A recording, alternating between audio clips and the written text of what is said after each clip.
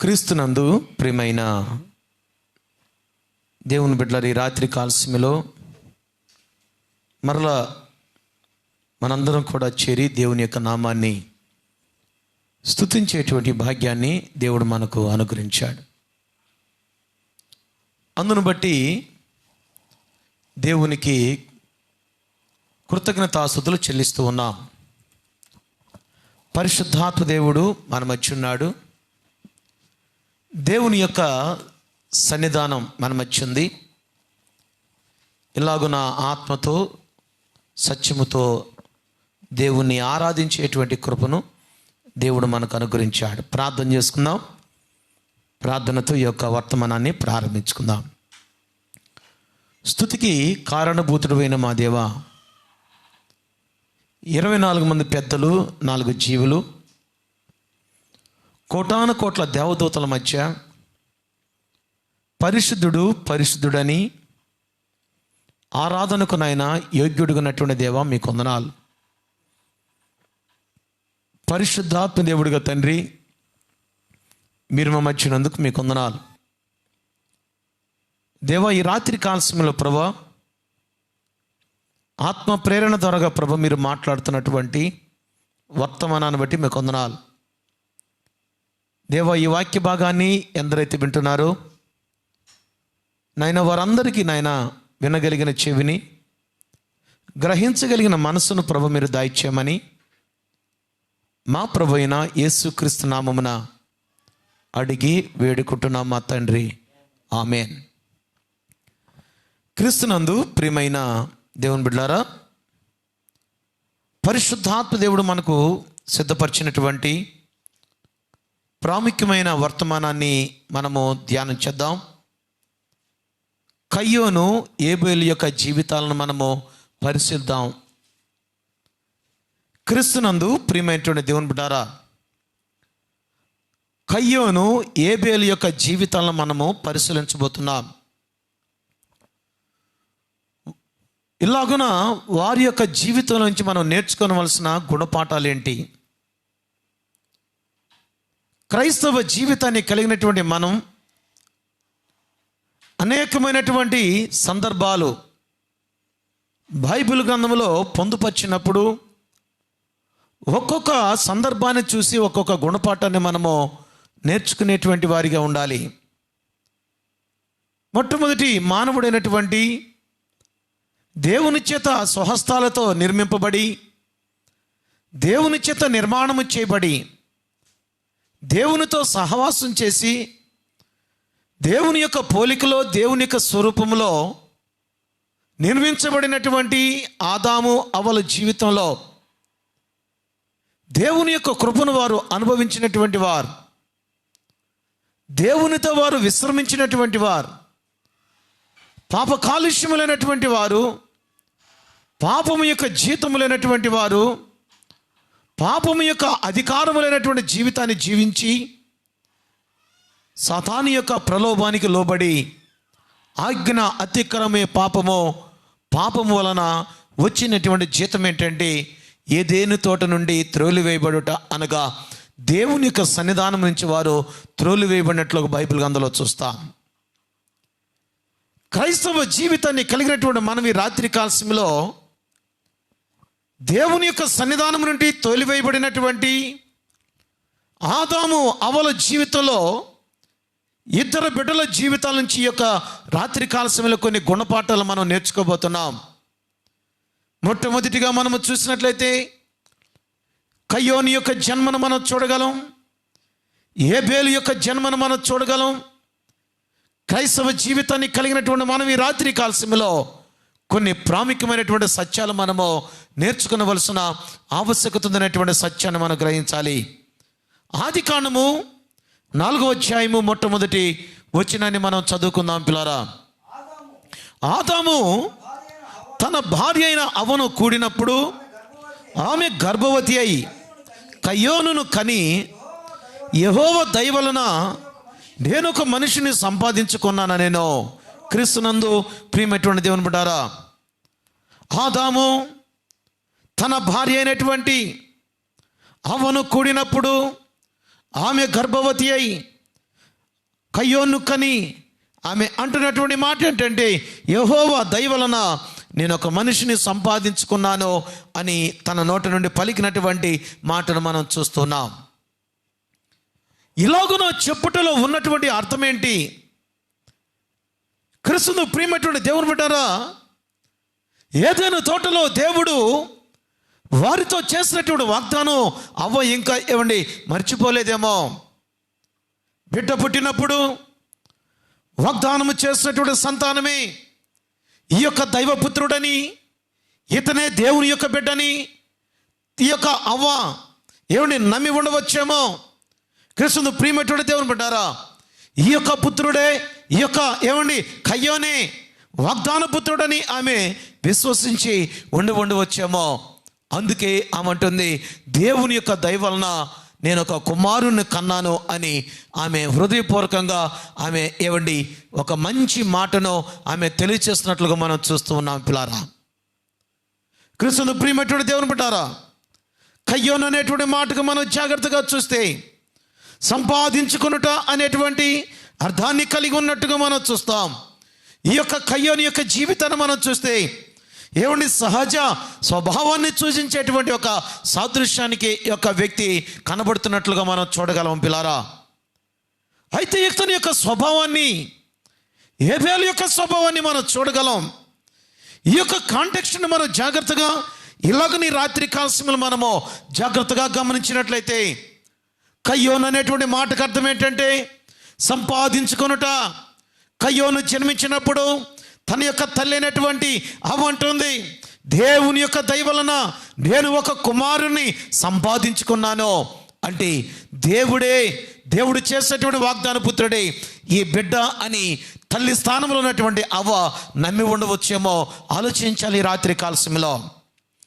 క్రీస్తును ప్రియమైనటువంటి దేవుని బిడ్డారా, అందుకే బైబిల్ గ్రంథంలో 1 కొరింథీయులకు రాసినటువంటి పత్రిక 15వ అధ్యాయము 46-47 వచనాలు మనం జాగ్రత్తగా చూసినట్లయితే, ఆత్మ సంబంధమైనది మొదట కలిగినది కాదు, కానీ ప్రకృతి సంబంధమైనది మాత్రమే మొదటి కలిగినది అనేటువంటి ప్రాముఖ్యమైనటువంటి విషయాన్ని మనం చూడగలం. పిల్లారా, క్రీస్తును ప్రియమైనటువంటి దేవుని బిడ్డారా, మొట్టమొదట కలిగినది క్రీస్తును ప్రియమైనటువంటి దేవుని బిడ్డ మనం చూస్తే ప్రకృతి సంబంధమైనదని మనం చూడగలం. కానీ ఏమండి ఏ యొక్క ప్రాముఖ్యమైనటువంటి విషయాన్ని మనం చూస్తే ఆత్మ సంబంధమైనది మాత్రమో ముందుగా ఈ భూలోకంలోనికి రాలేదో అనేటువంటి విషయాన్ని మనము 1 కొరింథీయులకు రాసిన పత్రిక 15వ అధ్యాయము 46-47 వచనాలు మనం చూడగలం. పిల్లారా, అయితే ఈ యొక్క బిడ్డ ఏమండి పాపములనగా హేబేలు కూడా తర్వాత జన్మిస్తాడు. మనం జాగ్రత్తగా చూద్దాం.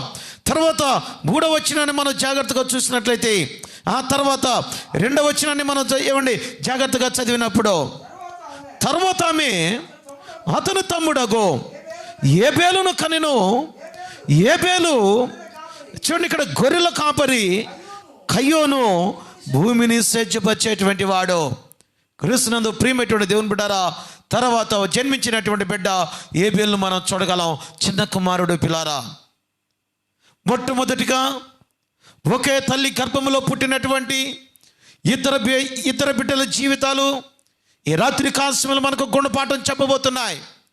క్రైస్తవ జీవితాన్ని కలిగినటువంటి మనం వీరిలో నుండి మనము నేర్చుకునవలసినటువంటి ఏమండి ఆత్మ సంబంధమైనటువంటి కొన్ని సత్యాలు మనం చూడగలం ఈ రాత్రి కాలశంలో. కయ్యోను జన్మించినప్పుడు అవ్వ అన్నటువంటి మాట చూస్తున్నాం. తర్వాత హేబేలు గొర్రెల కాపరి. చూడండి ఇక్కడ అతడు తమ్ముడగు హేబేలును కనెను. ఇతను ఎవరంటే గొర్రెల కాపరి అంటున్నాడు. ఇక్కడ భూమిని కయ్యోనేమో భూమిని స్వచ్ఛపరిచేటువంటి వాడిగా మనం చూస్తున్నాం. హేబేలు అనేటువంటి మాటకు అర్థాన్ని మనం జాగ్రత్తగా గమనించినట్లయితే ఊపిరి అనేటువంటి అర్థాన్ని ఇస్తున్నట్లుగా మనం చూడగలం. పిల్లారా, ఎందుకంటే ఊపిరి ఇతడు ఆవిరవలే అల్పాయువులు కలిగినటువంటి వాడిగా మనం చూస్తాం. క్రీస్తును ప్రియమైనటువంటి దేవుని బిడ్డారా, ఇలాంటి పరిస్థితులు మనం చూడగా ఇద్దరు వ్యక్తిత్వాలు మనం చూస్తున్నాం, ఇద్దరు మనస్తత్వాలు మనం చూస్తున్నాం. ఒకటి పేరేమో కయ్యోను, ఒకని పేరేమో హేబేలు. క్రీస్తును ప్రియమైనటువంటి దేవుని బిడ్డారా, ఇద్దరు పుట్టినప్పుడు కూడా తన తండ్రి అయినటువంటి ఏమండి ఏ యొక్క ఆదాము అవ్వలు కూడా ఏమండి ఏదైనా తోటలో జరిగినటువంటి విషయాలు కూడా వారితో చర్చించి ఉండవచ్చేమో. తప్పనిసరిగా చెప్పి ఉంటారు వాళ్ళు, అయ్యా దేవుని యొక్క సహస్తాలతో నేను ఈ భూలోకంలో సృజించబడ్డానని, ఏదైనా తోటలో జరిగినటువంటి విషయం, దేవుడు స్నేహం చేసేటువంటి విషయం, వారి యొక్క స్వరూపం, వారు స్వరూపాన్ని ఎలాగనో పోగొట్టుకున్నారో, సాతానుడు ఎలాగనో మోసం చేశాడో, ఆయా విషయాలు కూడా కయ్యోనుతోనూ ఏబేలుతోనూ ఇద్దరితో కూడా తన యొక్క తల్లిదండ్రులు చర్చించి ఉండవచ్చు పిల్లారా. కానీ పెద్ద కుమారుని యొక్క జీవితం ఎలాగుందో, సత్యం తెలిసినా కూడా తొలగిపోయినటువంటి వ్యక్తిత్వాన్ని కలిగినటువంటి కయ్యోను మనం చూడగలం. ఊపిరికి సాదృశ్యంగా ఉన్నాడు. కయ్యోను అనేటువంటి మాటకు అర్థం ఏంటంటే సంపాదించుకొనుట. ఏబేలు అనేటువంటి మాటకు అర్థం ఏంటంటే ఊపిరి అనేటువంటి అర్థాన్ని కలిగి ఉన్నాడు పిల్లారా.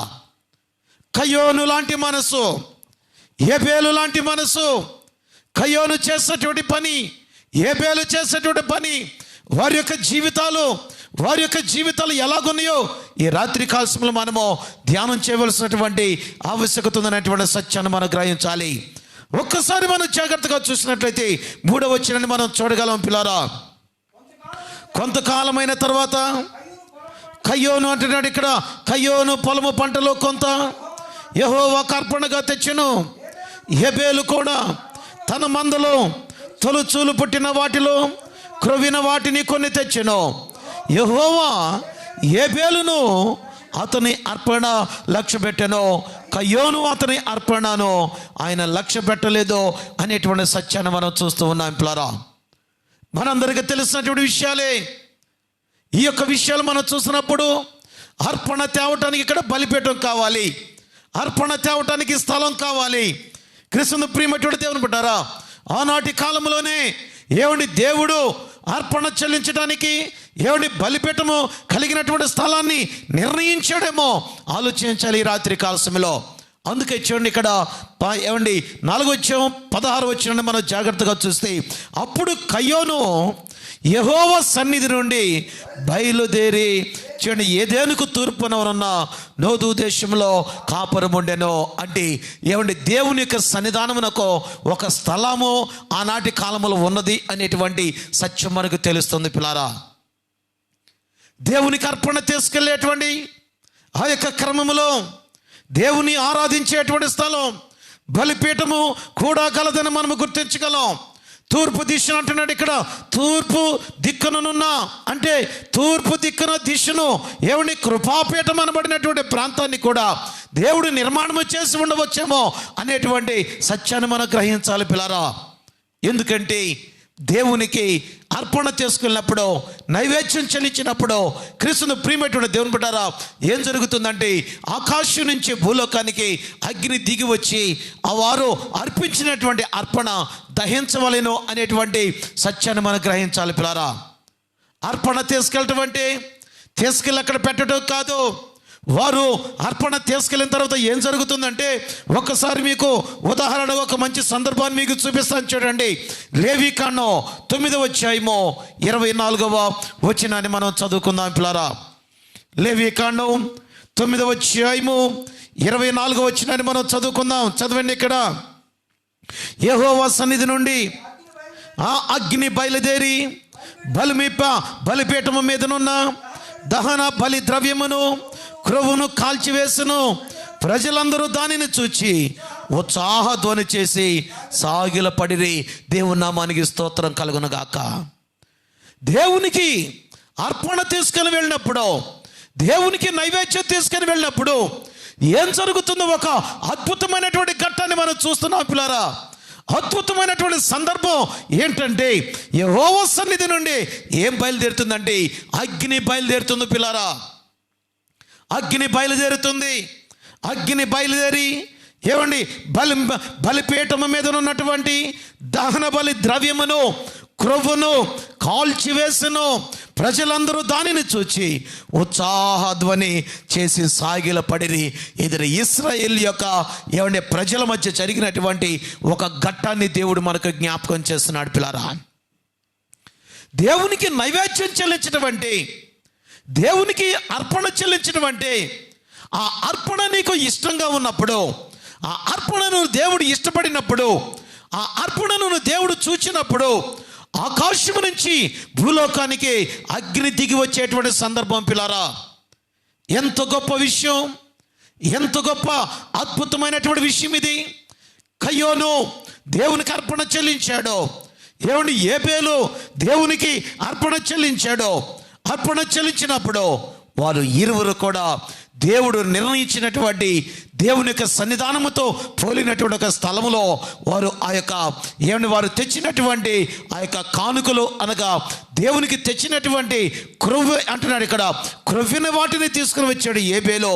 తొలుచూలు పుట్టిన వాటిలో క్రొవ్విన వాటిని తీసుకుని వస్తే కయ్యోను మాత్రం ఏం తీసుకుని వచ్చాడంటే పొలములో పంటలో కొంత యెహోవాకు అర్పణగా తీసుకుని వచ్చాను. కొంత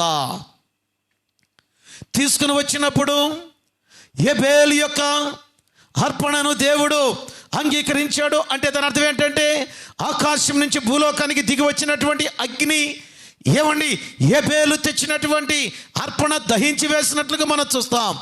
ఏబేలు తెచ్చినటువంటి అర్పణను అంగీకరించినట్లుగా మనం చూస్తున్నాం. కానీ కయ్యోని యొక్క అర్పణ దేవుడు ముట్టలేదు పిల్లారా. అంటే ఆనాటి కాలంలో క్రీస్తును ప్రియమైనటువంటి దేవుని బిడ్డారా, ఏదేని యొక్క గుమ్మం దగ్గర బలిపీఠం ఉంది, దేవుని యొక్క సన్నిధానం ఉన్నది అనేటువంటి విషయాన్ని మనం గ్రహించాలి పిల్లారా. అందుకే చూడండి, ఒక విషయాన్ని మీకు జ్ఞాపకం చేస్తాను చూడండి. ఒక్కసారి 3వ అధ్యాయము 24వ వచనాన్ని మనం చదువుకుంటే, ఆది కాండము 3వ అధ్యాయము 24వ వచనం మనం చూస్తే, అప్పుడు ఆయన ఆదామును వెళ్ళగొట్టి ఏదేను తోటకు తూర్పు దిక్కున కేరూబులను జీవవృక్షమునకు పోవు మార్గమును కాచుటకు ఇటు అటు తిరుగుచున్న అగ్ని జ్వాలలలో నిలువబెట్టెను. అంటే దాని అర్థం ఏంటి? షకీనా మహిమను దేవుడు ఏదేను తోటలో అనగా జీవవృక్ష ఫలము చుట్టూ దేవుడు షకీనా మహిమను వచ్చినట్లుగా మనం చూస్తున్నాం. కేరూబులు ఎవరనగా దేవుని యొక్క వారధులు, దేవుని యొక్క రథసారథులు, వారందరినీ కూడా ఏర్పాటు చేసినటువంటి స్థలం ఉంది. దేవుని యొక్క మహిమ ఉంది, షకీనా మహిమ ఉంది. క్రీస్తునందు ప్రియమైన దేవుని బిడ్డ, వీరు ఆ యొక్క స్థలము అనగా ఏదేను తోట ఆదాము అవలు కూడా వారు చూపించుంటారు. అయ్యా ఫలాని ప్రాంతంలో ఫలాని తోటలో ఫలాని ఇలాగా దేవుడు వచ్చాడు, మాతో సహవాసం చేశాడు, ఆ తోట నుంచి మేము త్రోలివేయబడి ఉన్నాము అని చెప్పి ఉండవచ్చు. క్రీస్తును ప్రియమైనటువంటి దేవుని బిడ్డారా, ఎందుకంటే అంటున్నాడు ఇక్కడ 3వ వచనంలో మనం చూస్తే, కొంతకాలమైన తర్వాత దేవుడు నిర్ణయించినటువంటి సమయంలో, దేవుడు నిర్ణయించినటువంటి కాలంలో, దేవుడు నిర్ణయించినటువంటి ఆ యొక్క గడియలో ఈ యొక్క కయ్యోను ఏబేలు ఇరువురు కూడా అర్పణ తీసుకొని పోయారు. అర్పణ తీసుకొని పోయారంటే దేవుడు ఒక స్థలాన్ని నిర్ణయించినట్లుగా మనం చూస్తున్నాం. రెండవది ఏంటంటే దేవుడు వారికి ఒక సమయాన్ని కూడా నిర్ణయించినట్లుగా మనం చూస్తూ ఉన్నాం. మూడో విషయాన్ని మనం జాగ్రత్తగా చూసినట్లయితే, దేవుణ్ణి ఆరాధించుటకు పిల్లారా ఒక జీవితమును అనగా ఒక జీవిని కూడా దేవుడు నిర్మింపినట్లుగా బైబిల్ గ్రంథంలో మనం చూస్తూ ఉన్నాం పిల్లారా. దేవుడు అర్పణ చెల్లించడానికి అంటే అందుకంటున్నాడు ఇక్కడ. హెబ్రీ పత్రికలో మనం చూస్తే 11వ అధ్యాయము 4వ వచనాన్ని మనం చూసినప్పుడు ఒక మంచి విషయాన్ని మనం చూస్తామని చూడండి పిల్లారా. హెబ్రీలకు రాసినటువంటి పత్రిక 11వ అధ్యాయము 4వ వచనాన్ని మనం చూడగలం పిల్లారా. విశ్వాసమును బట్టి ఏబేలు కయ్యోను కంటే శ్రేష్టమైన బలి దేవునికి అర్పించును. దేవుడు అతని అర్పణలను గూర్చి సాక్ష్యం ఇచ్చినప్పుడు అతడు ఆ విశ్వాసమును బట్టి నీతిమంతుడని సాక్ష్యము పొందెను. అతడు మృతి నొందియు ఆ విశ్వాసము ద్వారా మాట్లాడుచున్నాడు. క్రీస్తునందు ప్రియమైనటువంటి దేవుని బిడ్డారా, ఈ రాత్రి కాలశంలో నీవో ఎలాగుండాలో దేవుడు ప్రాముఖ్యంగా బైబిల్ గ్రంథంలో తెలియపరిచేటువంటి ఒక ప్రాముఖ్యమైన సత్యం ద్వారా దేవునితో మాట్లాడుతున్నాడు. దేవుని నుండి కోరుకునేదేంటి? కయ్యోను జీవితం నుంచి మనం నేర్చుకునేదేంటి? ఏబేలు యొక్క జీవితం నుంచి మనం నేర్చుకునేదేంటి? వారు తీసుకెళ్ళినటువంటి అర్పణలు ఎలాగున్నాయి? నీవు కూడా దేవునికి ఎలాగుండాలి? దేవునికి మన కుటుంబం ఎలాగుండాలి? దేవునికి మన జీవితం ఎలాగుండాలి? ఈ రాత్రి కాలంలో మనము ఆలోచించవలసిన ఆవశ్యకత ఎంతైనా ఉన్నది అనేటువంటి విషయాన్ని మనం గమనించాలి పిల్లారా. దేవుడు మన నుండి కోరుకునేది ఏంటంటే అర్పణ కోరుకుంటాడు పిల్లారా. బలియాగాన్ని కోరుకుంటాడు దేవుడు. ఆయన నైవేద్యాన్ని కోరుకుంటాడు దేవుడు. అంటున్నాడు ఇక్కడ ఏమని, విశ్వాసమును బట్టి హేబెలు కయ్యోను కంటే శ్రేష్టమైన బలి దేవునికి అర్పించినట్లుగా మనం చూస్తూ ఉన్నాం పిల్లారా. శ్రేష్టమైనటువంటి బలి దేవుడు కోరుకునేది ఏంటంటే శ్రేష్టమైన జీవితాన్ని కోరుకుంటాడో, శ్రేష్టమైన నడవడికను కోరుకుంటాడో, శ్రేష్టమైన మాటలు కోరుకుంటాడో, శ్రేష్టమైనటువంటి కుటుంబాన్ని కోరుకుంటాడో, శ్రేష్టమైనటువంటి నీ జీవితము దేవునికి నువ్వు చెల్లించేటువంటి అర్పణ కోరుకుంటాడు పిల్లారా. ఆ అర్పణ ఎటువంటి అర్పణ అంటే హృదయం అనేటువంటి రక్షణ పాత్రను చేతబట్టుకొని దేవునికి కృతజ్ఞతాస్తుతులు చెల్లించాలి. ఆ అర్పణ విశ్వాసంతో ఇవ్వాలి. ఆ అర్పణ నీతి కలిగినటువంటి స్థితిలో ఉండాలి. ఆ అర్పణ క్రీస్తును ప్రియమైనటువంటి దేవుని బిడ్డ ఎలాగంటే అలాగా ఉండకూడదు మన జీవితంలో. ఈ రాత్రి కాలంలో మనము నేర్చుకునవలసినటువంటి అనేకమైనటువంటి సత్యాలు మనం చూడగలం పిల్లారా. ఎందుకంటే కయ్యోను నుండి కోరుకుంటున్నాడో, హేబెలు నుండి కోరుకుంటున్నాడో, వారికి జన్మనిచ్చాడో, జీవితాన్ని ఇచ్చాడో, కాలాన్ని ఇచ్చాడో, సమయాన్ని ఇచ్చాడో, అన్నీ ఇచ్చి దేవుడు అంటున్నాడు నాకు బలి అర్పణ తీసుకుని రండి అని చెప్పినప్పుడు తన అయ్యండి కయ్యోను కంటే హేబెలు ఒక శ్రేష్టమైనటువంటి అర్పణ తీసుకుని వెళ్ళినట్లుగా బైబిల్ గ్రంథంలో మనం చూస్తున్నాం పిల్లారా. క్రీస్తునందు ప్రియమైన దేవుని బిడ్డ, నీ అర్పణ ఎలాగుంటుందో దేవునికి, నీ నైవేద్యం ఎలాగుంటుందో దేవునికి, నీ బలియాగం దేవునికి ఎలాగుంటుంది, అర్పణ అనగా దేవునికి సమర్పించుకొనుట. ఎలాగను మనం సమర్పించుకోవాలంటే దేవునికి ఇష్టమైనటువంటి నైవేద్యం ఏంటి, దేవునికి ఇష్టమైనటువంటి బలియాగం ఏంటి, ఒక్కసారి మీకు ఒక మంచి వాక్యాన్ని మీకు చూపిస్తాను చూడండి పిల్లారా. ఒక్కసారి బైబిల్ గ్రంథంలో మనం చూస్తే రోమీయులకు రాసినటువంటి పత్రిక 12వ అధ్యాయము మొట్టమొదటి వచనాన్ని మనము చదువుకుందాం పిల్లారా. కాబట్టి సహోదరులారా, పరిశుద్ధమును దేవునికి అనుకూలమైన చూడండి ఇక్కడ సజీవ యాగముగా మీ శరీరములను ఆయనకు సమర్పించుకొనుడని దేవుని వాత్సల్యతను బట్టి మిమ్మును బ్రతిమలాడుకుంటున్నాను. చాలండి, ఇక్కడ క్రీస్తును ప్రియమైనటువంటి దేవుని బిడ్డలారా గమనించండి.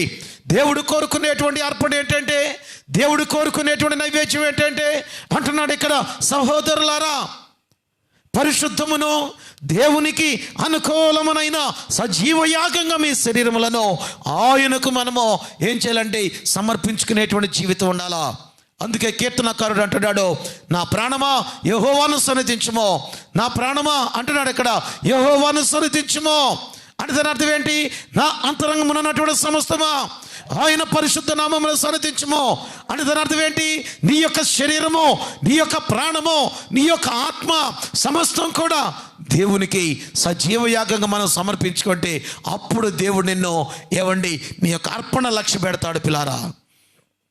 క్రీస్తునందు ప్రియమైనటువంటి దేవుని బిడ్డారా, సత్యాన్ని గమనించండి. రాత్రి కాలసమయంలో కయ్యోను మనసు నీలో ఉంటుంది, హేబెలు మనసు నీలో ఉంటుంది. కయ్యోను అనేటువంటి మాటకు అర్థం ఏంటంటే సంపాదించుకొనుట, హేబెలు అనేటువంటి మాటకు అర్థం ఏంటంటే ఊపిరికి సాదృశ్యంగా ఉండి ఒక మానవ జీవితంలో కూడా కయ్యోను ఉన్నాడు, హేబెలు ఉన్నాడు అనేటువంటి సత్యాన్ని మనము మర్చిపోకూడదు పిల్లారా. కొన్నిసార్లు మనం దేవునికి అర్పణ ఇచ్చేటప్పుడు, కొన్నిసార్లు మనం దేవునికి కానుకలు ఇచ్చేటప్పుడు, కొన్నిసార్లు మనము దేవునికి నైవేద్యం చెల్లించేటప్పుడు, కొన్నిసార్లు మనం దేవుని యొక్క సన్నిధానానికి వచ్చినప్పుడు కొన్నిసార్లు కయ్యోను లక్షణాలు బయటపడతాయి, కొన్నిసార్లు మనకు హేబెలు లక్షణాలు బయటపడతాయి. అయ్యో ఈ సంపాదన పోయితే అనుకుంటాం మనం. కొన్నిసార్లు దేవుని యొక్క ఊపిరి మనను తొందర పెడుతూ ఉంటుంది. కానీ కయ్యోను ఉన్నాడు, హేబెలు ఉన్నాడు.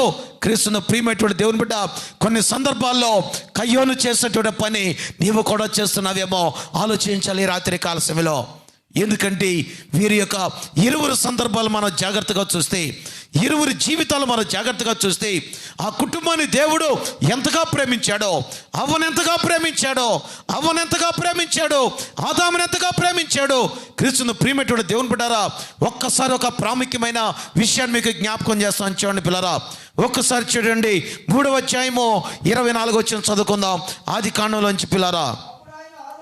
అప్పుడు అప్పుడు ఆయన ఆదామును వెళ్ళగొట్టి ఏదెను తోటకు తూర్పు దిక్కునున్న కేరుబులను ఇక్కడ జీవవృక్షమునకు పోవు మార్గమును కాచుటకు ఇటు అటు తిరుగుచున్న ఖడ్గ జ్వాలలను నిలువబెట్టెను. దేవుడు మానవుని పట్ల ఎంత ప్రేమ కలిగి ఉన్నాడో ఆలోచించేయండి. ఈ యొక్క సందర్భం చూస్తే అందరికీ నెగిటివ్ మీనింగ్ రావచ్చు, ఏమిటి నెగిటివ్ అర్థం రావచ్చు. ఆ యొక్క ఏదైనా తోటలో దేవుడు జీవవృక్ష ఫలమును కూడా ఉంచాడు పిల్లారా. ఆ యొక్క జీవవృక్ష ఫలం తింటే ఇక మరణము లేదు.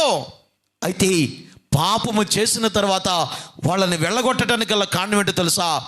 ఏమండి, ఆ పాపము చేసిన తర్వాత జీవవృక్ష ఫలాలే కనుక తింటే వారు జీవితాంతం వారు పాపముతోనే మరణము లేకుండా ఉంటారేమో అని చెప్పి దేవుడు వారిని ప్రేమించి ఆ యొక్క జీవవృక్ష ఫలములకు ఏమండి ఒక షకీనా మహిమను అడ్డంగా పెట్టి కేరూబులను అగ్ని జ్వాలలను ప్రేరరా ఒక మహిమను దాని చుట్టూ పెట్టి ఏం చేసాడంటే వారిని దూరంగా, వారిని ఆ యొక్క నివాసానికి దూరంగా వారిని పంపివేసినట్లుగా బైబిల్ గ్రంథంలో మనం చూస్తున్నాం పిల్లారా. జీవవృక్షం అనగా పడిపోయినటువంటి మానవుడు పాపస్థితిలోనే నిరంతరము నిలిచిపోకుండా ఉన్నట్లు మానవుని దేవుడు ప్రేమించి ఏదోను వనము నుంచి వెళ్ళగొట్టాడు. ఆ ఏదోను వనములోనే కనుక ఉంటే, ఆ ఏదోను తోటలోనే కనుక ఉంటే, ఆ యొక్క జీవవృక్ష ఫలాలే కనుక తింటే వారి గర్భంలో నుంచి వచ్చినటువంటి వారు కూడా ఎలాగ మారిపోతారంటే మరణం ఉండదు వాళ్ళకి. ఇంకా ఏమండి, వారికి పాపముతోనే ఉండేటువంటి వారేమో. యేసయ్య క్రీస్తును ప్రియమైనటువంటి దేవుని బిడ్డలారా, ఆలోచించండి. రాత్రి కాల సమయంలో దేవుడు ఒక పని చేశాడంటే, దేవుడు ఒక కార్యం చేశాడంటే ఆయన ఒక అర్థంతో కూడినటువంటి అర్థవంతమైనటువంటి పరిస్థితుల్లో ఆయన కలిగించగలడు అనేటువంటి ప్రాముఖ్యమైన సత్యాలు మనం గ్రహించగలం పిల్లారా. ఏది ఏమైనప్పటికీ కయ్యోను అర్పణ దేవుడు అంగీకరించలేదు. ఏబేలు యొక్క అర్పణ దేవుడు అంగీకరించినప్పుడు ఏం జరిగింది అనేటువంటి విషయాన్ని మనం జాగ్రత్తగా చూస్తే ఏమండి 5వ వచనాన్ని మనం చూడగలం పిల్లారా. కయ్యోనును అతని అర్పణను ఆయన లక్ష్య పెట్టలేదు కాబట్టి కయ్యోను మిక్కిలి ఇక్కడ కయ్యోను మిక్కిలి కోపము వచ్చి అతని ముఖము చిన్నబుచ్చుకొనగా యెహోవా కయ్యోనుతో నీకు కోపమేలా, ముఖము చిన్నబుచ్చుకున్నావేమి అని కయ్యోనును ప్రశ్నిస్తూ ఉన్నాడు పిల్లారా. క్రీస్తును ప్రియమైనటువంటి దేవుని బిడ్డలారా, ఈ రాత్రి కాలములో దేవునికి అర్పించినటువంటి యొక్క బలులను బట్టి దేవుడు కయ్యోను యొక్క అర్పణ ఎందుకు అంగీకరించలేదు, ఏబేలు యొక్క అర్పణ దేవుడు ఎందుకు అంగీకరించాడు, కొన్ని విషయాలు మనము ఈ రాత్రి కాలములో పరిశుద్ధాత్మ యొక్క ప్రేరణతో మనము చర్చించేటువంటి సందర్భంలోనికి మనము ఏమండి వెళ్ళిపోదాం పిల్లారా. కయ్యోను అర్పణ అంగీకరించలేకపోవటానికి గల కారణం మొట్టమొదటిగా మనం చూస్తే ఏమండి ఏబేలు యొక్క అర్పణ ఉపదేశానుసారమైనటువంటి అర్పణగా ఉంటే కయ్యోను యొక్క అర్పణ సొంత ఇష్టానుసారంగా కనబడుతుంది పిల్లారు. ఇక్కడ కయ్యోను యొక్క అర్పణ ఏమండి తన యొక్క ఇష్టంగా ఇచ్చాడు, కానీ ఏబేలు మాత్రం ఏమండి దేవుని ఇష్టంగా ఇచ్చాడు. అని దాని అర్థం ఏంటంటే ఏమండి తొలుచూలు అక్కడ అంటున్నాడు, ఇక్కడ తొలుచూలు పుట్టిన వాటిలో క్రొవ్విన వాటిని కొన్ని ఏమండి ఏబేలు తీసుకుని వచ్చినట్లుగా బైబిల్ గ్రంథంలో మనం చూస్తూ ఉన్నాం పిల్లారా. ఎందుకంటే దేవునికి అర్పణ చెల్లించేటప్పుడు మన ఇష్టానుసారంగా మనం తేకూడదు, కానీ దేవునికి ఇష్టమైనటువంటి అర్పణ ఉండాలా. అంటే దాని అర్థం ఏంటి? ముందు నువ్వు దేవునికి ఇష్టంగా ఉండాలా, ఆ మీదట నువ్వు తీసుకొచ్చేటువంటి అర్పణ కూడా దేవునికి యోగ్యంగా ఉండాలా, అంగీకారంగా ఉండాలి పిల్లారా. మనము దేవునికి ఇష్టంగా లేకుండా, నీ జీవితం బాగా లేకుండా, నీ ప్రవర్తన బాగా లేకుండా, నీ యొక్క ఏమండి మనస్తత్వం బాగా లేకుండా, మారు మనసు లేకుండా నువ్వు దేవునికి అర్పణ తీసుకొస్తే ఏమి లాభం? ఆలోచించండి. రాత్రి కాల సమయంలో క్రీస్తును ప్రియమైనటువంటి దేవుని బిడ్డ, కయ్యోను వలె ఉన్నావా, ఏబేలు వలె ఉన్నావా? కయ్యోను అర్పణలాగా నీ అర్పణ ఉందా? ఏబేలు యొక్క అర్పణలాగా ఉందా? దేవునికి ఇష్టమైన అర్పణను తీసుకొస్తున్నావా? దేవునికి ఇష్టమైనటువంటి నైవేద్యం ఏంటంటే హృదయములో నుంచి రావాడు పిల్లారా. హృదయపూర్వకంగా దేవునికి మనము అర్పణ చెల్లించేటువంటి వారిగా ఉండాలా. అంతేకాదు, కానీ కయ్యోను సొంత ప్రయత్నాల మీద అతను ఆధారపడినట్లుగా మనం చూస్తున్నాం. ఏబేలు దైవ కార్యాన్ని ఆయన విశ్వసించినటువంటి వ్యక్తి పిల్లారా. భయము కలిగి అంటున్నాడు ఇక్కడ. విశ్వాసమున అనగా ఏమండి హెబ్రీ పత్రిక 11:4 అంటున్నాడు. అతను ఏమండి ఏబేలుని ఎలాగున పోల్చాడంటే ఒక్కసారి మన బైబిల్ గ్రంథంలో చూద్దాం. చూడండి పిల్లారా. విశ్వాసమును బట్టి ఏబేలు కయ్యోను కంటే శ్రేష్టమైన చూడండి ఇక్కడ బలి అర్పణ అంటే విశ్వాసాన్ని దేవుడు చూశాడు. స్పష్టంగా బైబిల్ గ్రంథంలో మనం చూస్తున్నాం పిల్లారా. ఏబేలు యొక్క విశ్వాసాన్ని చూశాడు, కయ్యోను యొక్క విశ్వాసాన్ని చూశాడు. ఈ రాత్రి కాలశంలో నీ విశ్వాసాన్ని కూడా చూస్తున్నాడు. అంటే కయ్యోను అర్పణ తీసుకొచ్చేటప్పుడు అవిశ్వాసం ఉందో చూస్తే ఏమండి తీసుకుని వచ్చాడు. ఏబేలు అర్పణ తీసుకుని వచ్చాడు, విశ్వాసంతో తీసుకుని వచ్చాడు. నువ్వు మందిరానికి కూడా ప్రతి వారం దేవుని మందిరానికి వచ్చి అర్పణ చెల్లిస్తావు, నువ్వు నైవేద్యం చెల్లిస్తావు, మనం కృతజ్ఞతాస్తుతులు చెల్లిస్తాం, మనం నైవేద్యం చెల్లిస్తాం, మనం సజీవ యాగంగా దేవునికి మనల్ని మనం సమర్పించుకొని దేవునికి కృతజ్ఞతాస్తుతులు చెల్లించేటువంటి విశ్వాస జీవితం మనలో ఉందా? లేనట్లయితే కయ్యోనులాగా అవిశ్వాసం, నామకార్థం, వేషధారణ, ఏమిటి దేవుని మందిరానికి పోదాం అంటే పోదాం, లేకపోతే పాస్టర్ గారు అడిగితే పోదాం, దైవజనుడు అడిగితే పోదాం, ఇటువంటి లక్షణాలు మానుకోవాలి మన జీవితంలో. క్రీస్తు ప్రియమైనటువంటి దేవుని బిడ్డారా, సిద్ధపాటు కలిగి ఉండాలి. మందిరానికి వెళ్ళేటప్పుడు విశ్వాసంతో వెళ్ళాలి, దేవుని మందిరానికి విశ్వాసంతో వాక్యాన్ని వినాలా అంటున్నాడు ఇక్కడ. దేవుడు అతని అర్పణలకు వచ్చి సాక్ష్యం ఇచ్చినప్పుడు ఆ విశ్వాసమును బట్టి నీతిమంతుడని సాక్ష్యము పొందాను. ఆ అర్పణ ఇచ్చేటప్పుడే దేవుడు క్రీస్తును ప్రియమైనటువంటి దేవుని బిడ్డారా ఏబేలుని ఎలాగనో చూశాడంటే ఇతడు నిజముగా నీతిమంతుడే అనేటువంటి సత్యాన్ని గ్రహించాడు పిల్లారా. ఎందుకంటే కయ్యోను యొక్క అర్పణ పాపపు చింత ఉన్నట్లుగా కనబడలేదు, కానీ ఏబేలు యొక్క అర్పణ మనం చూస్తే ఏమండి బలిని బట్టి మనం చూస్తే పాపిని గ్రహించి అతను జాగ్రత్తగా ఉండి అదిగో ఆ యొక్క సుంకరి ప్రార్థన చేశాడు చూడు, భయభక్తులు కలిగి ప్రార్థన చేశాడు చూడు, దేవా నేను పాపినైనా నన్ను క్షమించు అని దేవుని వైపు చూశాడు చూడు. అలాగున్న భయము కలిగి భక్తి కలిగి క్రీస్తును ప్రియమైనటువంటి దేవుని బిడ్డ దేవుని సన్నిధానమునకు ఈ యొక్క ఏబేలు అర్పణ తీసుకువెళ్ళినటువంటి ప్రయత్నాన్ని మనం చూడగలం పిల్లారా. అంటే పాపమునకు చోటు ఇవ్వనటువంటి వ్యక్తి ఎవరంటే ఏబేలు యొక్క జీవితాన్ని మనం చూడగలం. వెంటనే కనబడుతుంది ఇక్కడ అర్పణ అంగీకరించిన వెంటనే ఇతనిలో ఒక స్వభావం బయటపడుతుంది. ఆ స్వభావం ఏంటంటే విధేయత లేదు. క్రీస్తును ప్రియమైనటువంటి దేవుని బిడ్డ ఈ యొక్క అర్పణ అంగీకరించినప్పుడు కయ్యోను దేవునికి ప్రార్థన చేయవలసి ఉంది. ఏమనయ్యా నాలో ఏమైనా తప్పుందా, నన్ను క్షమించు. విధేయత లేనటువంటి వ్యక్తిగా కనబడుతున్నాడు. వెంటనే కోపం వచ్చేసింది పిల్లారా. అతనిలో అసూయ బయటపడుతుంది, పగ బయటపడుతుంది. అతని యొక్క స్వభావమే క్రీస్తును ప్రియమైనటువంటి దేవుని బిడ్డ విరుద్ధమైనటువంటి స్వభావం బయటపడుతుంది అంటున్నాడు ఇక్కడ. ఏబేలు యొక్క అర్పణ విధేయతతో కూడినటువంటి అర్పణగా మనం చూస్తాం. కయ్యోను యొక్క అర్పణ అవిధేయతతో కూడినటువంటి అర్పణగా మనం చూడగలం పిల్లారా. ఏబేలు యొక్క అర్పణ పాప పరిహారార్థ మార్గమును వెతికినటువంటి అర్పణగా మనం చూడగలం, కానీ ఏబేలు యొక్క అర్పణ పాప పరిహారాన్ని వెతకలేదు అనేటువంటి ప్రాముఖ్యమైనటువంటి సత్యాన్ని మనం చూడగలం. అయితే కయ్యోను యొక్క అర్పణ అవిశ్వాసంతో కూడినటువంటి అర్పణ. ఈ యొక్క ఏబేలు యొక్క అర్పణ విశ్వాసంతో కూడినటువంటి అర్పణను మనం చూడగలం పిల్లారా. కాబట్టి ఆ అర్పణ యొక్క ప్రతిఫలం ఏం కనబడుతుందంటే ఇక్కడ వారి యొక్క అర్పణ లక్ష్య పెట్టలేదు, కయ్యోను యొక్క అర్పణ లక్ష్య పెట్టలేదు, ఏబేలు యొక్క అర్పణ దేవుడు లక్ష్య పెట్టినట్లుగా మనం చూస్తున్నాం.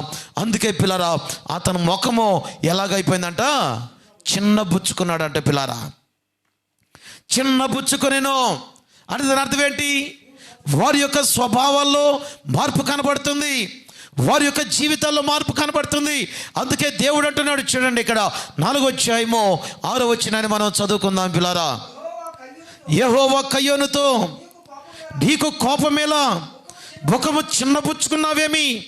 నీవు సత్క్రియ చేసిన ఎడల తల ఎత్తుకొనవా, సత్క్రియ చేయని ఎడల వాకిట పాపము పొంచియుండును, నీ ఎడల దానికి వాంఛ కలుగును, నీవు దానిని ఏలుదువనెను. క్రీస్తును ప్రియమైనటువంటి దేవుని బిడ్డారా, ఒక గర్భములో నుండి వచ్చినటువంటి 2 బిడ్డల యొక్క స్వభావంలో మార్పు కనబడుతుంది. ఆలోచించాలి రాత్రి కాలశంలో. బిడ్డల విషయంలో ఎంత జాగ్రత్తగా ఉండాలా. ఒక గర్భములో పుట్టినటువంటి బిడ్డలే 2 బిడ్డలు కూడా ఒకే కలయికలో పుట్టారు, ఒక తల్లిదండ్రులకే పుట్టారు, ఒక గర్భంలో పుట్టారు, ఒక గర్భవాసంలో పుట్టారు, ఒక తల్లిదండ్రులు వారిని పెంచారు. అయినా కూడా వారి యొక్క స్వభావంలో మార్పు కనబడుతుంది. ఒక వ్యక్తి ఏమో సత్క్రియ చేసిన వ్యక్తిగా కనబడుతున్నాడు, మరి ఒక వ్యక్తి ఏమో సత్క్రియ చేయకుండా పాపాన్ని ఏలేటువంటి వ్యక్తిగా కనబడుతున్నాడు. పిల్లరా, నీ సంతానం ఎలాగుందో ఆలోచించే రాత్రి కాలసమయంలో. క్రీస్తు ప్రియమైనటువంటి దేవుని బిడ్డ, మన గర్భమును గురించి ఆలోచించాలి, మరి యొక్క గర్భవాసుల గురించి ఆలోచించాలి, వారి గురించి మనము ఎంత ప్రార్థన చేయాలో ఆలోచించేయండి. కయ్యోను వంటి స్వభావాన్ని కలిగిన నీ యొక్క కుటుంబంలో ఎవరైనా ఉన్నారా? ఏబేలు వంటి స్వభావం కలిగినటువంటి వారు ఉన్నారా? ఆలోచించండి. ఎందుకంటే ఒకరి మానవ జీవితంలోనే రెండు స్వభావాలు ఉన్నాయి. ఒకరి జీవితంలోనే కయ్యోను ఉంటాడో, ఏబేలు ఉంటాడో. కయ్యోనేమో సంపాదిద్దాం అంటాడో, ఏబేలేమో దేవుని ఊపిరికి సాదృశ్యంగా ఉండి దేవుని యొక్క ఆత్మతో సహవాసం చేయాలనుకుంటాడో. కొన్ని సందర్భాల్లో ఈ యొక్క కయ్యోను ఏం చేస్తాడంటే ఏబేలును చంపివేసినట్లుగా కొన్నిసార్లు దేవుని ఊపిరిని కూడా చంపివేస్తాం. పిల్లలు, మనం ఇలాంటి స్థితిలో ఉన్నామా? ధన ఆశకు లోబడి ఈ లోకములో ఇక్కడ ప్రియమైనటువంటి దేవుని బిడ్డ, దేవుడిచ్చేటువంటి గొప్ప ఆశీర్వాదాలు కోల్పోతాం. కొన్నిసార్లు మనం దేవునికి ఇవ్వవలసినటువంటి సమయాన్ని ఇవ్వం, మనం దేవునికి చెందవలసిన సమయాన్ని ఇవ్వం, మనం బైబిల్ గ్రంథం చదువు, మనం ప్రార్థన చెయ్యం, మనం దేవుని ఊపిరికి సాదృశ్యంగా మనం జీవించకుండా ఈ లోకంలో మనం జీవిస్తున్నావేమో ఆలోచించండి. రాత్రి కాలశంలో దేవుడు అంటున్నాడు, కయ్యోను, నువ్వు సత్క్రియ చేసిన ఎడల ఎందుకు కలుగుతుంది నీకు ఈ గతి? క్రీస్తునందు ప్రియమైన దేవుని బిడ్డ, అందుకే దేవుడు మనలను ఎందుకు పుట్టించాడంటే ఎఫెసీయులకు రాసిన పత్రికలో ఒక మంచి విషయాన్ని మీకు జ్ఞాపకం చేస్తాను. చూడండి పిల్లరా, ఎఫెసీయులకు రాసిన పత్రిక దేవుని పరిశుద్ధ గ్రంథముల నుంచి ఎఫెసీయులకు రాసినటువంటి పత్రిక చూడండి. ఇక్కడ 2వ అధ్యాయము 10వ వచనాన్ని మనం చదువుకుంటే అపోస్తలుడైన పౌలు ఎఫెసీ సంఘానికి ఒక మంచి సత్యాన్ని తెలియజేస్తున్నాడు. చూద్దాం పిల్లరా. మరియు వాటి యందు మనము నడుచుకొనవలనని దేవుడు ముందుగా సిద్ధపరిచిన సత్క్రియలు చేయుటకై మనము క్రీస్తు యేసునందు సృష్టింపబడిన వారమై ఆయన చేసిన పని అయ్యున్నాము. ఎందుకు దేవుడు నీకు జన్మనిచ్చాడంటే, ఎందుకు దేవుడు నీకు జీవితాన్ని ఇచ్చాడంటే, ఎందుకు దేవుడి రాత్రి కాలంలో ఆయుష్ను పొడిగించాడో, నీకు ఆరోగ్యాన్ని ఇచ్చాడో, దేవుని మాటలు వినేటువంటి భాగ్యాన్ని ఎందుకు ఇచ్చాడంటే సత్క్రియలు చేయటానికి దేవుడు నిన్ను పుట్టించాడో, సత్క్రియలు చేయటానికి దేవుడి జన్మనిచ్చాడో అంటున్నాడు. ఇక్కడ సత్క్రియలు చేయుటకై మనము క్రీస్తు యేసునందు సృష్టింపబడిన వారమై ఆయన చేసిన పని అయ్యున్నామని దేవుని యొక్క వాక్యం సెలవిస్తుంది. పిల్లారా, దేవుడు నిన్ను పుట్టించాడంటే సత్క్రియలు చేయటానికి పుట్టే మా యొక్క విషయాన్ని కయ్యోను మర్చిపోయాడు. పిల్లారా, ఆదాము బోధించుంటాడు, దేవుని విలువను చెప్పుంటాడో, యెహోవా దేవుని యొక్క శక్తి అంటే చెప్పుంటాడో. కయ్యోను కూడా మనలాగా దేవుని విశ్వాసము ఉంచిన వాడే కానీ అతను భక్తిపరుడే కానీ అతను భక్తి హీనతగా మారిపోయింది, అంటే భక్తిహీనుడిగా మారిపోయాడో. తండ్రి బోధించుంటాడో, యెహోవా దేవుడు ఏదైనా తోటలో ఉన్నప్పుడు ఆదాముకు బోధ చేశాడో, ఆదాముతో సహవాసం చేశాడో, ఆ మాటలన్నీ కుమారుడితో చెప్పాడు, అయినా కూడా కుమారుడు తప్పిపోయాడు. క్రీస్తునందు ప్రియమైన దేవుని బిడ్డలారా, ఆలోచించండి. రాత్రి కాలశంలో కయ్యోను దేవుని మాటలు తెలుసు, యెహోవా దేవుని యొక్క శక్తి అంటే తెలుసు, ఆయన బలం ఏంటో తెలుసు, ఆయన యొక్క స్థితిగతులు అంటే తెలుసు, అయినా కూడా అవిశ్వాసంతో అర్పణ తీసుకుని వచ్చాడు. ఎంత దయనీయమైనటువంటి జీవితం ఆలోచించండి. రాత్రి కాలశంలో బైబిల్ గ్రంథంలో వాక్యాలు వింటాం, మనం బైబిల్ గ్రంథం చదువుతూ ఉంటాం, మనం దేవుని శక్తి అంటే తెలుసు, దేవుని బలం ఏంటో తెలుసు, ఆయన చేసిన అద్భుతాలు కూడా బైబిల్ గ్రంథంలో చూస్తుంటాం. కయ్యోనులాగా అవిశ్వాసంగా ఉంటాం మనం. కయ్యోను ఉగ్రతకు లోనేటట్లుగా నీవు కూడా ఉగ్రతకు లోనవుతావేమో ఆలోచించాలి. రాత్రి కాలశంలో కయ్యోను దేవుడు శపిస్తూ ఉన్నాడు. పిల్లరా, కయ్యోను చేసేటువంటి పని ఏంటంటే చూడండి, ఇక్కడ 8వ వచనంలో మనం చూస్తే ఒక విషయాన్ని మనం చూడగలం. దేవుడు అంటున్నాడు, నీకు ఆగ్రహమేలా అంటున్నాడు. పిల్లరా, ఎందుకు కోపం వచ్చింది నీకు అంటున్నాడు. చూడండి 6వ వచనంలో మనం చూస్తే యెహోవా కయ్యోనుతో మాట్లాడుతున్నాడు, నీకు కోపమేలా? ఎవరి మీద నీ కోపం? అసలు నీ జీవితాన్ని నువ్వు సరిగా చూసుకోకుండా, నీ యొక్క అర్పణే సరిగా చూసుకోకుండా, నీ విశ్వాస జీవితాన్ని నీవు ప్రశ్న వేసుకోకుండా మనం కొన్నిసార్లు దేవుని మీద నిష్ఠూరం వాడతాం. మనం క్రీస్తునందు ప్రియమైన దేవుని బిడ్డలారా, సత్యం గమనించండి. రాత్రి కాలశంలో మన అర్పణ మనం చూసుకో, మన జీవితం మనం చూసుకో, మన మార్గాన్ని మనం చూసుకో, మన తలంపులు మనం చూసుకో. ఇలాగ చూసుకోకుండా కయ్యోను కోపపడినట్లుగా కొన్నిసార్లు మనం కూడా దేవుని మీద కోప్పడతాం పిల్లరా. కయ్యోను ప్రశ్నించిన దేవుడు నిన్ను కూడా ప్రశ్నిస్తున్నాడు ఈ రాత్రి కాల సమయంలో. ఏమని ప్రశ్నిస్తున్నాడంటే, నీకు కోపమేలా? క్రీస్తునందు ప్రియమైన దేవుని బిడ్డ, ఆ మాట చెప్పగానే 8వ వచనాన్ని మనం చూసినప్పుడు చూడండి, కయ్యోను తన తమ్ముడైన ఏబేలుతో మాట్లాడాను. వారు పొలములో ఉన్నప్పుడు కయ్యోను, చూడండి ఇక్కడ, కయ్యోను తన తమ్ముడైన ఏబేలు మీద పడి అతను ఏం చేశాడంట? చంపివేశాడు. అసూయ కలిగింది. అసూయ. క్రీస్తు ప్రియమైనటువంటి దేవుని బిడ్డ, ఎంత ధైర్యమైనటువంటి విషయం వచ్చాడండి. అసూయ గర్భం ధరించి మరణాన్ని కన్నది పిల్లరా. అంటే పాపం ముదిరిపోయి, క్రీస్తు ప్రియమైనటువంటి దేవుని బిడ్డ, అసూయ వచ్చింది అతని జీవితంలో. తుమ్మ చెట్టుకి ఎలాగునో ముళ్ళు వచ్చి, తుమ్మ చెట్టు ఎలాగునో కృష్ణ ప్రియమైనటువంటి దేవుని బిడ్డ ముళ్ళు వచ్చిందో, అసూయ వచ్చింది, కక్ష వచ్చింది, కార్పణ్యాలు వచ్చినాయి. చివరకు నా రక్త సంబంధికుడే అనేటువంటి సత్యాన్ని కూడా మర్చిపోయాడు. తమ్ముడిని ప్రేమించటం బదులు తమ్ముడిని ప్రేమించి ఆ యొక్క తమ్ముడిని ఇంకా ఏం చేయాలంటే బలి అర్పణ దేవుడు అంగీకరించాడు కదా, ఇంకా తమ్ముడిని మెచ్చుకోవాల్సింది పోయి తమ్ముడి మీద ద్వేషించాడు. అసూయ గర్భం ధరించింది. చివరకు ఏం చేశాడంటే తన తమ్ముడైన ఏబేలు మీద పడి కత్తితో పొడిచి అతను చంపివేశాడు. పిల్లరా, సృష్టిలోని అన్నదమ్ముల మధ్య, రక్త సంబంధికుల మధ్య మొదటి హత్యను మనం చూడగలం. పిల్లరా, మొదటి ద్వేషాన్ని మనం చూడగలం. ఇప్పుడు ఒక తల్లి గర్భంలో ఉన్నటువంటి అన్నదమ్ములో ద్వేషంతో ఉంటే పెద్ద లెక్క కాదు. కానీ మొట్టమొదటి ఆది తల్లిదండ్రుల యొక్క గర్భంలోనే వాళ్ళు ఎట్టకు పుట్టారంటే, ఒకడు ఊపిరిగా పుడితే, ఒకడేమో సంపాదించుకున్నట అవిశ్వాసంతో పుడితే, చివరకు ఆ అన్న తమ్ముడైనటువంటి ఏబేలుని నిర్దాక్షిణ్యంగా చంపివేశాడు. పిల్లరా, దేవుడు అంటున్నాడు 9వ వచనంలో మనం చూస్తే, యెహోవా నీ తమ్ముడైన ఏబేలు ఎక్కడ ఉన్నాడు అనగానే కయ్యోను అంటున్నాడు, చూడండి ఇక్కడ, నేను ఎరుగును నా తమ్ములకి నేను కావలి వాడనా. ఎంత దైన్యమైన జీవితం! దేవునితో అబద్ధమాడేటువంటి జీవితం. ఒక పాపానికి బదులు మరి ఒక పాపం. కృష్ణ ప్రియమైనటువంటి దేవుని బిడ్డ, ఎప్పుడైతే కయ్యోను పాపం చేశాడో వాని జీవితంలో గొప్ప శాపాలు మిగిలిపోయినట్లుగా బైబిల్ గ్రంథంలో మనం చూస్తున్నాం. పిల్లారా, అందుకే పాపం ఎలాంటిదంటే కొరుకుడు పుండి లాంటిది అంటారు. పిల్లరా, ఏదైనా తోటలో పుట్టిన పాపం ఇప్పుడు ప్రపంచం అంతా వ్యాపించింది. పిల్లరా, కరోనా వ్యాధి ఎక్కడో చైనాలో యోహాన్ అనేటువంటి ఒక ల్యాబ్లోనో లేకపోతే ఎక్కడొక మార్కెట్లోనో ఆ యొక్క వ్యాధి పుడితే ఇప్పుడు ప్రపంచం అంతా వ్యాపించింది. పాపం కూడా ఇలాంటిదే అనేటువంటి సత్యాన్ని మనం మర్చిపోకూడదు. పాపం కొరుకుడు పుండి లాంటిది. పాపం యొక్క పాపం ఒక వైరస్ లాంటిది.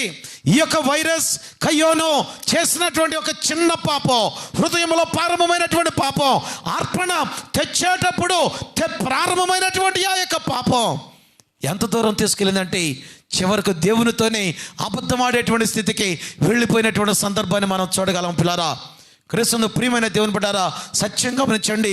దేవుడు అడుగుతున్నాడు, కయ్యోను నీ తమ్ముడు ఎక్కడయ్యా అంటే అంటున్నాడు, నా తమ్ముడికి నేనేమన్నా కావలవాడినా అన్నప్పుడు ఆ పాపానికి తగినటువంటి ప్రతిఫలం ఏంటంటే కయ్యోను దేవుని సన్నిధానంలో మొట్టమొదటిగా ఆయన నేర స్థాపన చేశాడు. పిల్లరా, దేవుని సన్నిధిలో నేరారోపణ, అబద్ధం ఆడాడు, నేరారోపణ, ఒక నేరం విధించబడింది దేవుని సన్నిధిలో అంటున్నాడు. అందుకే 16వ వచనంలో మనం చూస్తే ఆదికాండం 4వ అధ్యాయము 16వ వచనంలో మనం చూస్తే, అప్పుడు కయ్యోను యెహోవా సన్నిధిలో నుండి బయలుదేరానంటే ఎక్కడున్నారు వీడు ఇప్పుడు?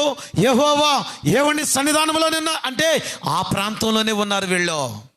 ఆ ప్రాంతంలోనే ఏబేలును చంపివేశాడు, తన తమ్ముడిని చంపివేశాడు.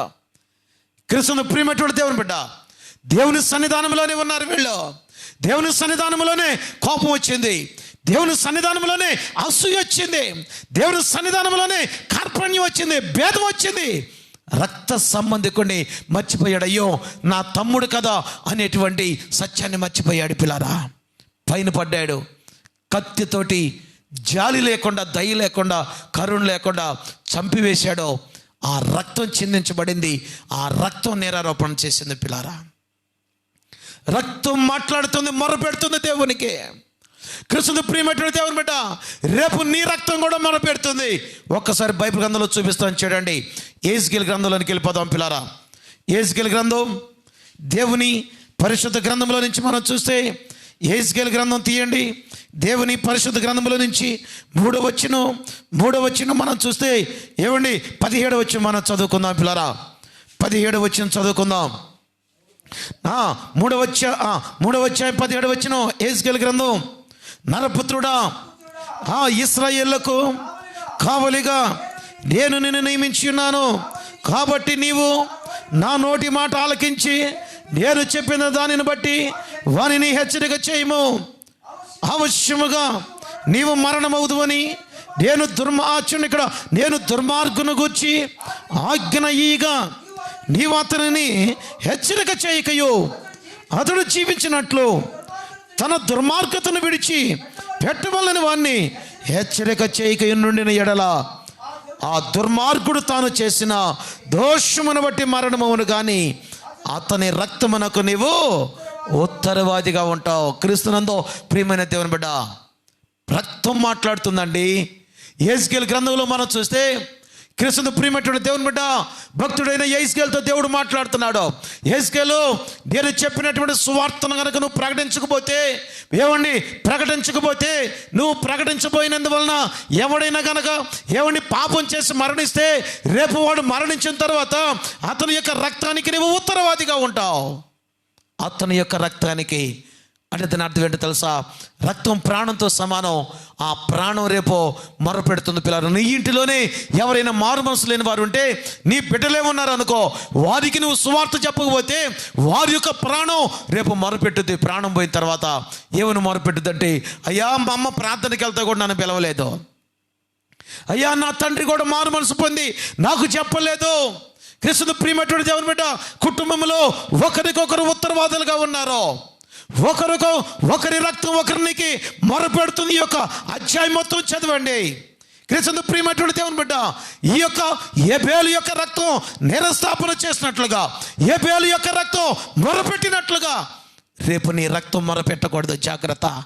క్రీస్తునందు ప్రియమైన దేవుని బిడ్డారా, ఆలోచించండి, అర్థం చేసుకోండి, సత్యాన్ని గమనించండి. ఎందుకంటే అంత్య దినములో మనం ఉన్నాం.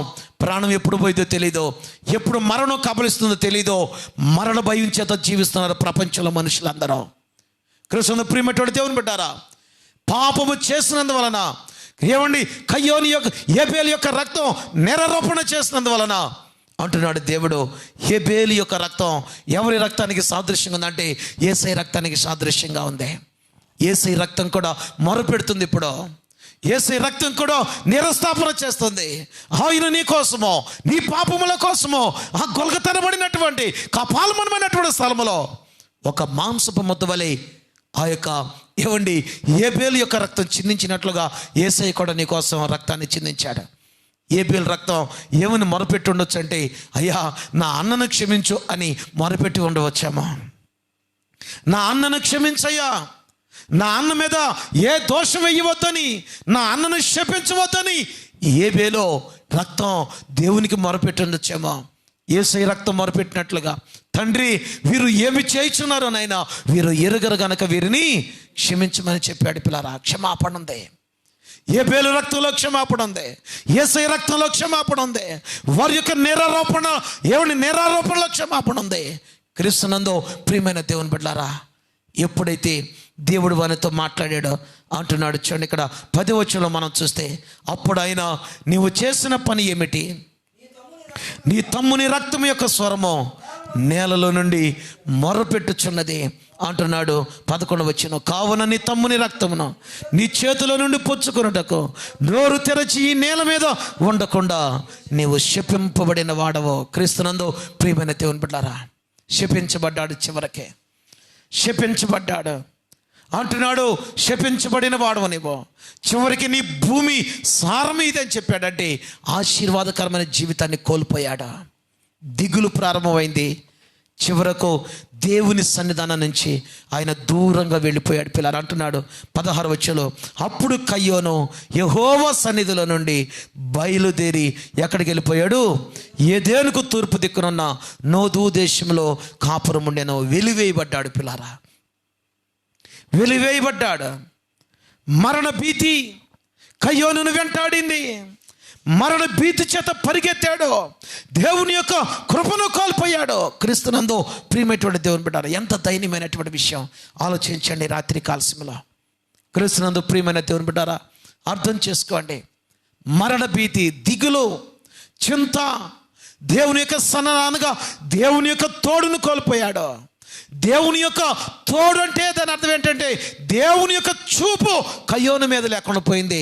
కయ్యోను మీద నుండి దేవుని యొక్క చూపు తొలగిపోయింది. పిల్లారా, తన యొక్క పొలంలో ఉన్నప్పుడు కయ్యోనుతో దేవుడు మాట్లాడాడు, కానీ ఇప్పుడు కయ్యోను దేవునికి దూరం అయిపోయాడు. అంటే దేవుని సన్నిధానం నుంచి దూరంగా వెలివేయబడ్డాడు. వెలివేయబడ్డానికి గల కారణం క్రీస్తునందు ప్రియమైనటువంటి దేవుని బిడ్డారా, కయ్యోను చేసినటువంటి పాపం, సత్క్రియ చేయలా. అతని యొక్క హృదయం బాగలేదు. అవిశ్వాసంతో అర్పణ తీసుకొచ్చాడు. ఈ రాత్రి కాలసంలో మనం నేర్చుకునవలసినటువంటి సత్యం ఏంటంటే, నీ అర్పణ ఎలాగుంది? నీవు తెచ్చే అర్పణ మీదే నీ జీవితం ఆధారపడింది. నీవు దేవునికి తెచ్చే అర్పణ మీదే నీ జీవితం ఆధారపడింది. నీవు దేవునికి తెచ్చేటువంటి అర్పణ మీదే నీ యొక్క కుటుంబం ఆధారపడి ఉంది. ప్రియ క్రైస్తవుడా, ఆలోచించు. ఎలాగంటే అలాగన అర్పణ చేస్తున్నావా? అర్పణ అంటే ఏంటి? దేవునికి నువ్వు దేవునికి నైవేద్యంగా ఉంటావు. అంటే నువ్వు దేవునికి సమర్పించుకోవటమే అర్పణ. కానుకలు ఇస్తే, లేకపోతే ఏదైనా పలహారం తెస్తే నీ జీవితం బాగలేకుండా ఏమండి కొంతమంది కయ్యోనులాగా తీసుకొస్తారు. కయ్యోను ఏమండి వారి జీవితం బాగుండదు, కానీ పలహారం తెచ్చి ఏదో గొప్ప ఆశీర్వాదాలు పొందారనుకుంటాడు. తప్పది.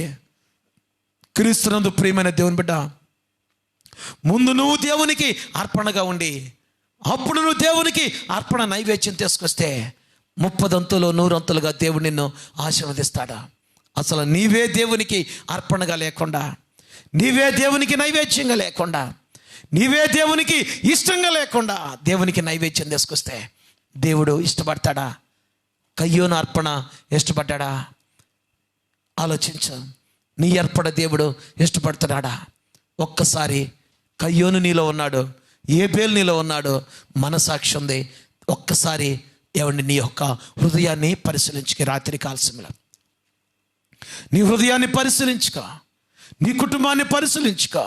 ఇంకా ఆశీర్వాదాలకి దూరం అవటానికి గల కారణం నువ్వు దేవునికి అర్పణగా లేవేమో, నైవేద్యంగా లేవేమో, బలియాగంగా లేవేమో, సజీవయాగంగా నువ్వు దేవునికి సమర్పించుకోలేకపోతున్నావేమో. ఒక్కసారి నీ ఆత్మీయ స్థితిని పరిశీలించుకొని నీ యొక్క జీవితాన్ని ముందుకు ఏమండి కొనసాగించాలని హృదయపూర్వకంగా కోరుకుంటూ కొద్ది మాటలు ముగిస్తున్నాను. తలలు ఉంచుదాం, ప్రార్థన చేసుకుందాం. స్తుతికి కారణభూతుడైన మా దేవా, ప్రేమ నమ్మకం కలిగిన మా తండ్రి, మీకు వందనాలు. విత్తబడినటువంటి వాక్యాన్ని బట్టి మీకు వందనాలు చెల్లిస్తున్నాం. పరిశుద్ధాత్మ దేవుడిగా తండ్రి, ఈ రాత్రి కాలసంలో ప్రభా మీరు మాట్లాడినందుకు మీకు వందనాలు. 2 స్వభావాలు చూపించారు. ఒకటి కయ్యోను స్వభావం, 2 నాయన ఏబేలు స్వభావం. ప్రతి మనుషుల్లో ఈ స్వభావాలను ఆయన కొట్టుమిట్టాడుతున్నాయి. అయ్యా, ఇలాంటి జీవితాలు కలిగిన మనస్తత్వాలు ఉన్నారు. ఒక్కసారి మీరు మాట్లాడేందుకు మీకు వందనాలు. ఈ వాక్యం నాయన అయ్యా నాయన అనేక మందికి ప్రయోజనకరంగా మేలుకరంగా ఉండేటువంటి కృప దయచేయండి అయ్యా. ఈ యొక్క మాటలు వ్యర్థంగా పోకూడదు నాయన. అయ్యా, ఈ చేసేటువంటి పరిచర్య, ఆన్లైన్ పరిచర్య అయ్యా వ్యర్థంగా పోకూడదు నాయన. అయ్యా, ఒక్క ఆత్మని రక్షింపబడేటువంటి కృప దయచేయమని మీరైనైనా మాట్లాడేందుకు మీకు వందనాలు చెల్లిస్తూ, పరిశుద్ధాత్మ దేవుడిగా మీరు మాకు తోడుగునందుకు మీకు వందనాలు చెల్లిస్తూ, మా ప్రభువైన యేసుక్రీస్తు నామమున అడిగి వేడుకుంటున్నాం మా తండ్రి, ఆమేన్. మన పరమ తండ్రి అయిన దేవుని ప్రేమయు కుమారుడైన యేసుక్రీస్తు కృపయు పరిశుద్ధాత్మ యొక్క అన్యోన్య సహవాసం ఇక్కడ చేరిన ప్రతి బిడ్డకును ప్రతి కుటుంబానికి సర్వకాలము సదాకాలము మీ కృపతోడై ఉండునుగాక, ఆమేన్. క్రీస్తునందు ప్రియమైన దేవుని బిడ్డలారా, మరలా రేపు మరి యొక్క వర్తమానంతో పరిశుద్ధాత్మ దేవుడు మీ ముందుకు తీసుకుని వస్తున్నాడు. దేవుడు మిమ్మలను దీవించునుగాక, ఆమేన్. అందరికీ వందనాలు.